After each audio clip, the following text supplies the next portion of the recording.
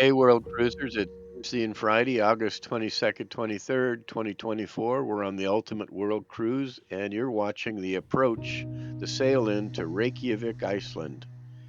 And the winds were blowing 30 knots. It was quite a tricky maneuver to back a 1,000-foot ship in, but as always, the captain did an amazing job.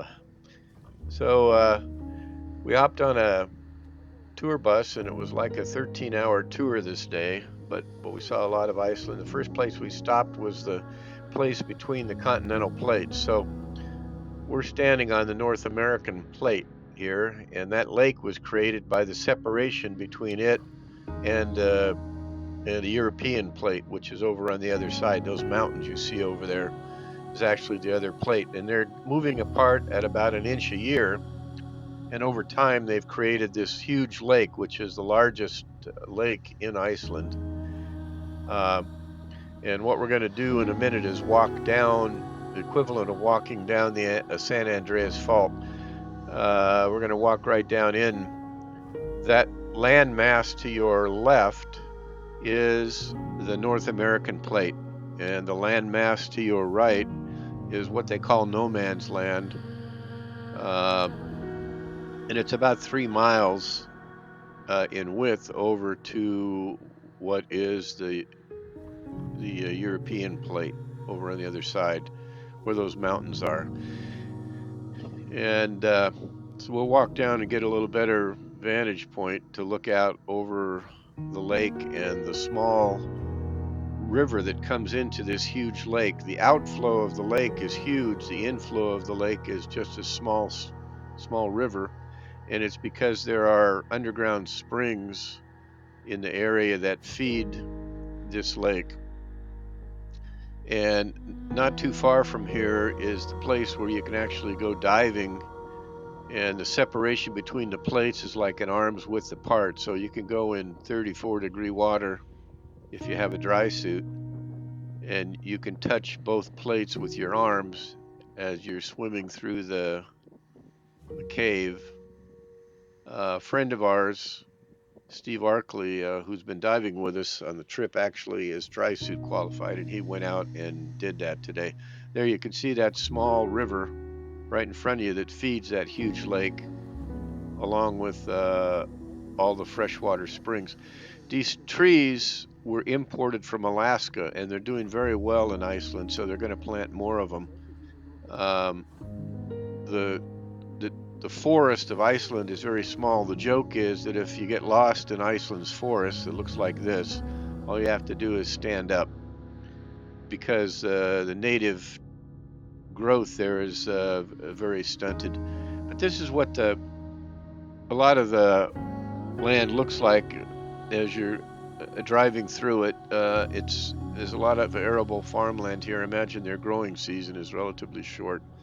But our next stop was this geyser field, and we were all, when they said geysers, we were all comparing it in our minds with Yellowstone, and it wasn't quite that dramatic, but it was still very interesting.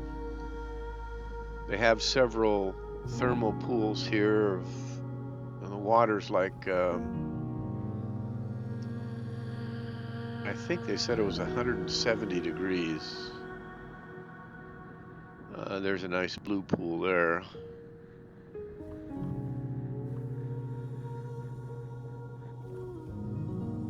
And much of Iceland is, in fact, almost all of Iceland is heated with the geothermal springs that they have all over the place. There's a bubbling pot. So, like 99.5% of Reykjavik is heated by thermal water that they have these boreholes. We'll have a look at later. There's the big geyser just went off. In case you didn't see that, I'll go up and look at it one more time. But uh, almost all the energy, electricity and heating energy, is supplied by the thermal springs that are under this island. So Reykjavik's an island. Excuse me, Iceland's an island, not a continent, and probably one of the greenest on Earth because they get all of their energy, most of it, from geothermal sources. I think they do import some oil just for the cars. I don't think they have much of their own refining, so they probably import the gasoline and diesel, but most of the cars are hybrid, so, and lately a lot of electrics. So our next stop was this waterfall, and if you could pronounce the words on that sign, uh, you get a gold star. The Icelandic language is a very difficult language to learn and is utterly unpronounceable to me. I don't know how they do it. One word can have 4 or 5 different meanings depending on the inflection, but this waterfall is beautiful. Um, and it kind of forms the mini Grand Canyon of Iceland that you're going to see in a minute. And we'll walk down there and get a closer view of the falls. And sorry for the water on the lens, but there was a lot of mist coming up off the falls. And there's usually a big rainbow that forms over these falls, but the sun wasn't good enough today for us to be able to see the rainbow. Wind was still blowing about 30 knots, and it was overcast most of the day. We got a little bit of sun later in the day, but you can see the river that leaves goes straight out away from you here, and we'll get a better picture of that in a minute. This is the top of the falls. This is all water from glaciers. There's a huge glacier.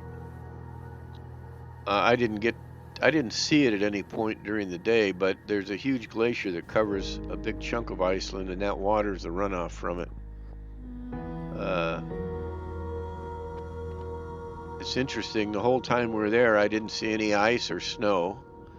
It's the middle of their summertime, although our guide said that they've only had like 5 days of sun this summer, so they had a really long, tough winter, and the summer has been almost non-existent for them.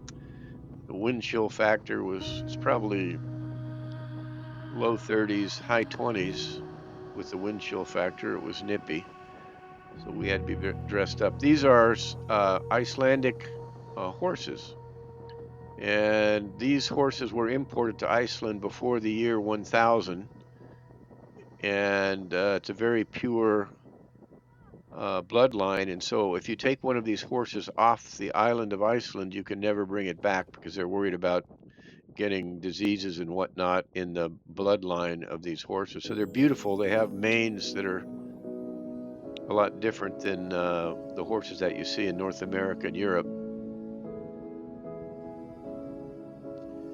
So when we visited this other set of falls, for our tour guide, this was his favorite falls. He comes camping here, I guess, during the summer. And the water is so pure in those falls in the river that it comes from the glaciers that you can just drink it straight out of the river. And I think Laurie refilled her water bottle down at the bottom as we went down into the falls. You can see the beautiful color of the water. It's kind of got a green tint to it. And there's a fish ladder off to your left where Laurie refilled her water bottle, I think. But it's very, very pure water. There's only about 400,000 inhabitants on the whole island.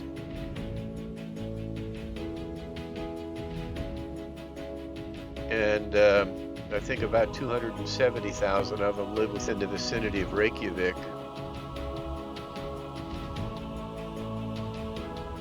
But I stuck my camera in the water to see if there were any fish in the ladder, and there weren't any. I couldn't find any fish, so I didn't include that piece in that clip in the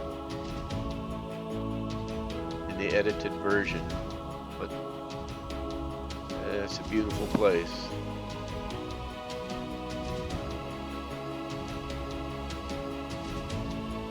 There's not many other places in the world where the water is that pure, so coming out.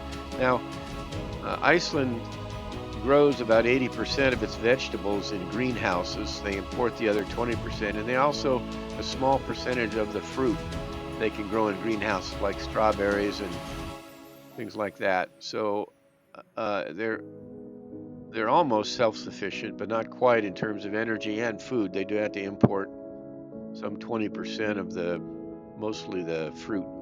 Anyway, this is another volcanic crater. There are hundreds of volcanoes on the island of Iceland. As the plates shift, it must go over a hot spot, and there are many volcanoes, as you're going to find later in this video. We're on our way to the Blue Lagoon here. This lava that you see is a month and a half old. They had an eruption from this. It's not a volcano mountain, but it's a line of fissures. It's miles long that erupts from time to time. So they created this berm you see in front of you to prevent the next eruption from reaching the Blue Lagoon and the power plant that's behind it. And they told us that another eruption was imminent, and if we heard the alarms, you can see the road there has been redone in the last month and a half. It's all unpaved now. And this is a walkway going into Blue Lagoon from the parking lot. All of this was covered with that month and a half old lava. You can see it's a new approach. And here, right there, you can see where it connects up to the old approach that was there for years and years. But the lava came within a few hundred meters of the Blue Lagoon last time the thing erupted.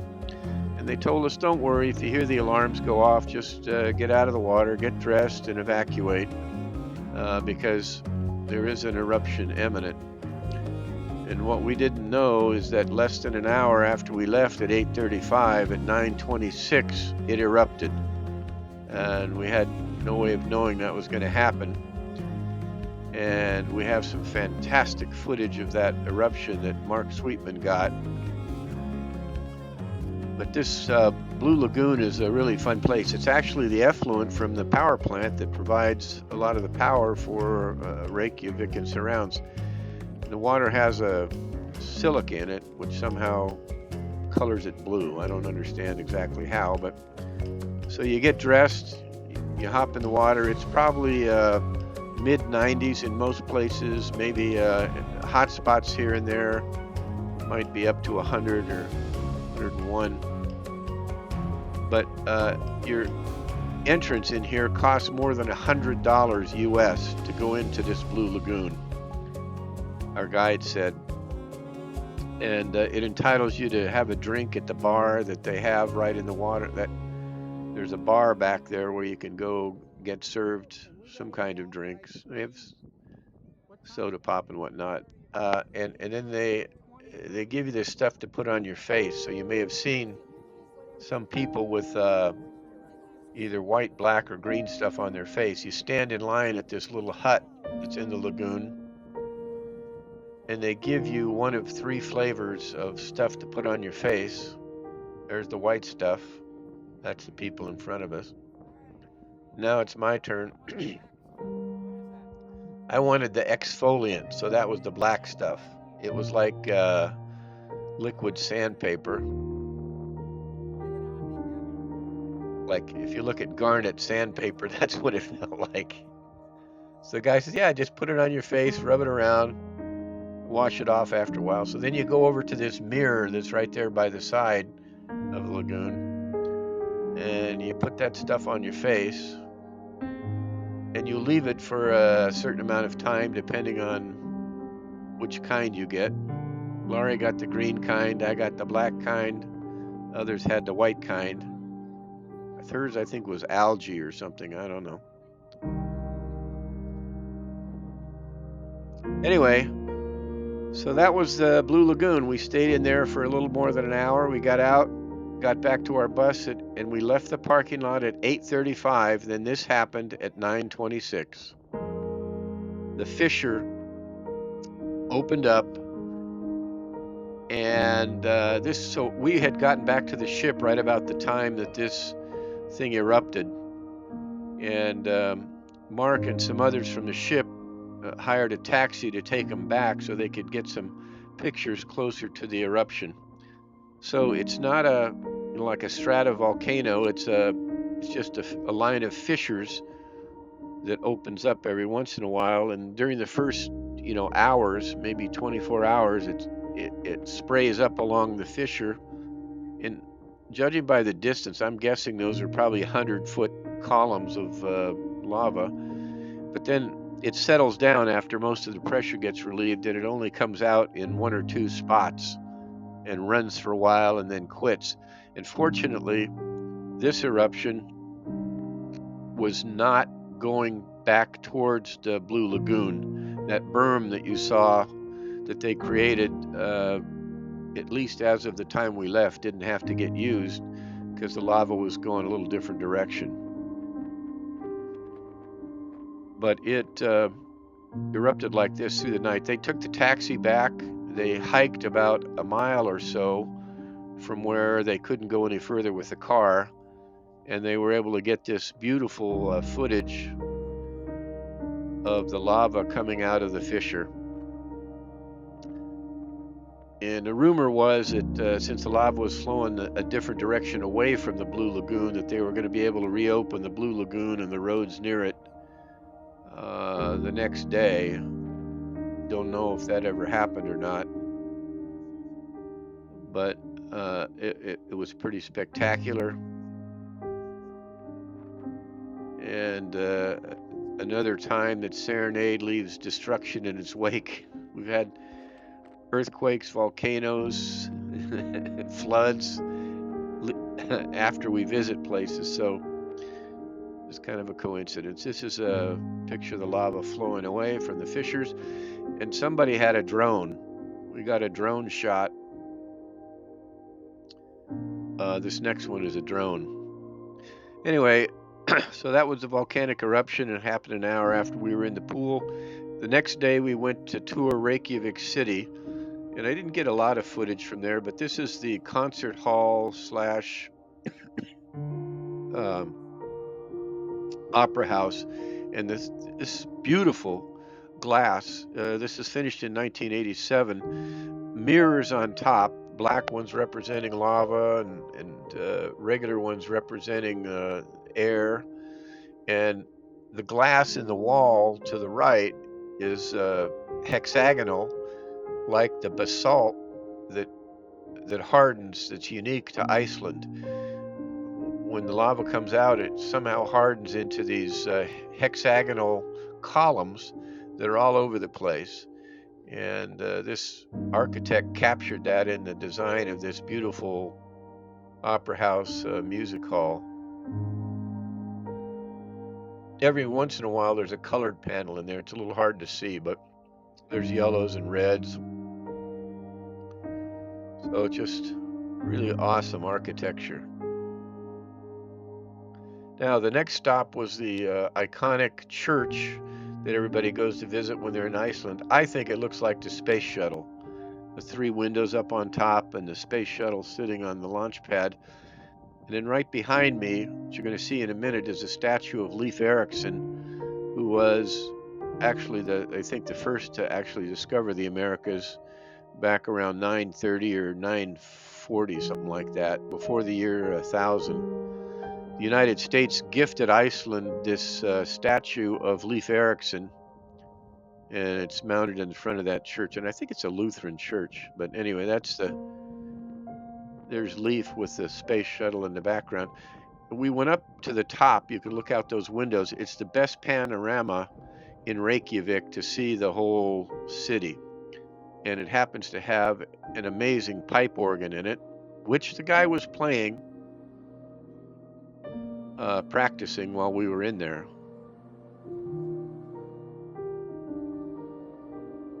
See if you can hear it in the background.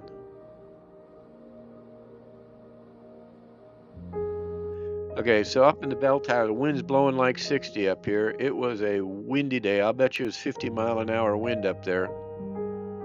But that's Reykjavik Harbor. The Serenade's off to the right. You can see some breakwaters out there. This is looking back the other way, more inland, and towards, this is where the volcano is erupting. You could actually see the clouds if you know what you're looking for. You can see this clouds of smoke from the volcanic eruption. It's about 45 minutes away from Reykjavik. And they rang the bells. Listen, the bells rang while we were up in the tower. It was very loud, but it's kind of interesting. And our last stop was the famous hot dog stand in downtown Reykjavik that's been there since 1937. So everybody has to go get a hot dog. Guy in front of us ordered 21 hot dogs and made us wait for like a half an hour out in the 25-degree weather. But anyway, stay tuned. We're in Greenland next.